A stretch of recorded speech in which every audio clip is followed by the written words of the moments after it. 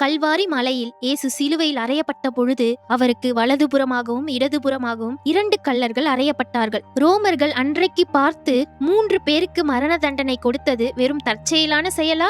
இல்லை. பாவமே அறியாத தேவனுடைய பரிசுத்த குமாரன் 2 கொடூரமான குற்றவாளிகளுக்கு நடுவே மரிக்க வேண்டும் என்பது 700 ஆண்டுகளுக்கு முன்பாக ஏசாயா தீர்க்கதரிசினால் எழுதப்பட்ட ஒரு திட்டம். அந்த நிழலுக்கும் இந்த கள்ளர்களுக்கும் உள்ள பிரம்மாண்ட தொடர்பை பார்ப்போம். ஏசாயா 53:12 வாசித்து பாருங்கள். அவர் அக்கிரமக்காரர்களில் ஒருவராக எண்ணப்பட்டு அநேகருடைய பாவத்தை தாமே சுமந்தார். ரோம போர் வீரர்களை பொறுத்தவரை இயேசு தேவனுடைய குமாரன் அல்ல, அவர் வெறும் குற்றவாளி நம்பர் 2. மத்தேயு 27:38 சொல்கிறது, 2 கள்ளர்கள் அவரோடு கூட சிலுவையில் அறையப்பட்டார்கள் என்று. இயேசு நம்முடைய பாவத்தின் ஸ்தானத்தை சின்னர்ஸ் பிளேஸ் எடுத்தார் என்பதை சட்டபூர்வமாக நிரூபிக்க அவர் குற்றவாளிகளோடு கணக்கிடப்பட வேண்டியதா இருந்தது. பாவமே அறியாத அவர் மனிதரின் கணக்கு புத்தகத்தில் ஒரு பாவியாக பதிவு செய்யப்பட்டார். இதுதான் பாவம் சுமத்தப்படுதல், இம்ப்யூட்டேஷன் ஆஃப் சின். பழைய ஏற்பாட்டில் மகா பரிசுத்த ஸ்தலத்திற்குள் உடன்படிக்கை பெட்டி, ஆர்க் ஆஃப் கவனன்ட் இருக்கும். அதன் மேல் ஒரு கிருபாசனம், மர்சி சீட் இருக்கும். அந்த கிருபாசனத்தின் வலதுபுறமும் இடதுபுறமும் 2 கேருபீன்கள் இருக்கும்.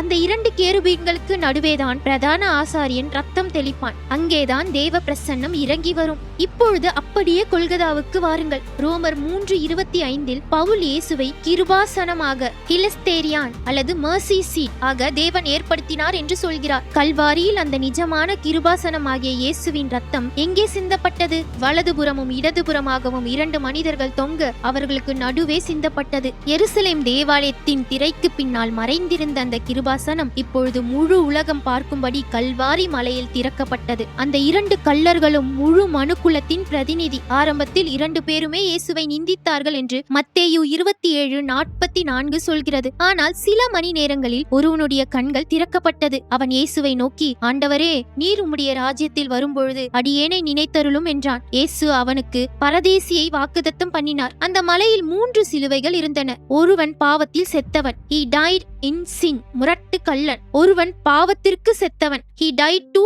sin, மனம் திரும்பிய கள்ளன். நடுவே இருந்தவரோ அவர்களுடைய பாவத்திற்காக செத்தவர், he died for sin, இயேசு. இயேசுவின் சிலுவைதான் மனுக்குலத்தை பிரிக்கும் நிரந்தரமான கோடு. நீங்கள் இயேசுவை ஏற்றுக்கொண்டீர்களா அல்லது நிராகரிக்கிறீர்களா என்பதுதான் உங்கள் நித்தியத்தை தீர்மானிக்கிறது. அன்று 2 குற்றவாளிகளுக்கு நடுவே சிலுவையில் தொங்கியவர்தான் நாளை மனுக்குலத்தை நியாயம் தீர்க்க சிங்காசனத்தின் நடுவே வீற்றிருக்க போகிறார்.